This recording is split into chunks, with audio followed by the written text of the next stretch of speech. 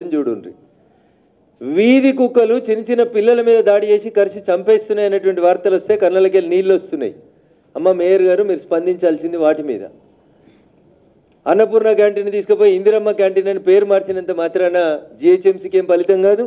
కాంగ్రెస్ ప్రభుత్వానికి పెద్దగా వచ్చేటువంటి క్రెడిట్ కూడా ఏం కనబడతలేదు ఇక్కడ. కాబట్టి దయచేసి రాష్ట్ర ముఖ్యమంత్రి గారికి నేను చెప్పేది ఏంటంటే పథకాల పేర్లు మార్చడం బంద్ చేయండి, ప్రచార ఆర్భాటాలని తగ్గించుండ్రి, ఎన్నికల కంటే ముందు ప్రజలకు ఇచ్చినటువంటి వాగ్దానాలని నెరవేర్చేందుకు కాంగ్రెస్ పార్టీ ముందుకు పోవాలి. నోరుతోటి నవ్వుతున్నారు, నొసలతోటి ఎక్కిరిస్తున్నారు. ఊర్లలోకి పోతే జనం నవ్వుతూ ఉన్నారు మీరు చేసేటువంటి పనులను చూసి. ఏ ఒక్క పని కూడా గత 18 నెలలలో మీరు చేసిన ఏ ఒక్క పని కూడా ఎండ్ రిజల్ట్ ఇస్తలేదు. అంటే పేదోడికి ఫలితం చేరతలేదు. మీరు ఇందిరమ్మ ఇళ్ళ సెలక్షన్ అని పెట్టిండ్రు, ఎంపీడీఓలకి లిస్టు పంపించిండ్రు.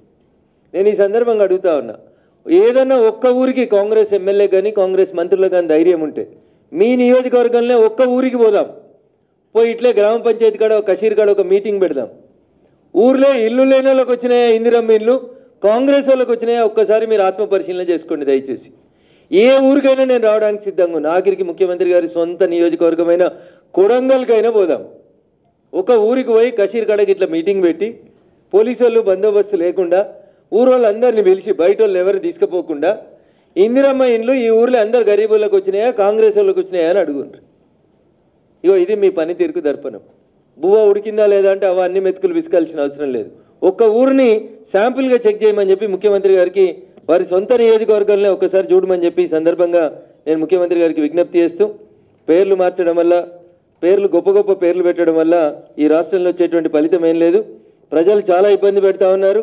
ప్రజలు పడుతున్నటువంటి ఇబ్బందుల్ని దృష్టిలో పెట్టుకోండి. మీతోటి అడ్మినిస్ట్రేషన్ చేతనైతే లేదని ప్రజలు అనుకుంటున్నారు.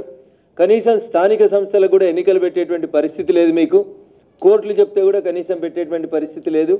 కాబట్టి కాంగ్రెస్ పార్టీకి ప్రజల పట్ల ప్రేమ ఉంటే ప్రతి పథకానికి ఇందిరమ్మ అని పేరు పెట్టి ప్రజల మీద ఎమర్జెన్సీ లాగా బలవంతపు సంసారాలని రుద్దేటువంటి కార్యక్రమాలని చేయొద్దని కాంగ్రెస్ పార్టీకి హితవు చెప్తూ, రోజు దినపత్రికలలో ఫ్రంట్ పేజీల కోసం, ఫ్రంట్ లైన్ వార్తల కోసం పనిచేస్తూ ఉంది ఈ ప్రభుత్వం తప్ప నిజంగా గ్రౌండ్ రియాలిటీలో ఏం జరుగుతలేదని ప్రజలు అనుకుంటున్నారు. దానికి ఒక సజీవ తార్కాణం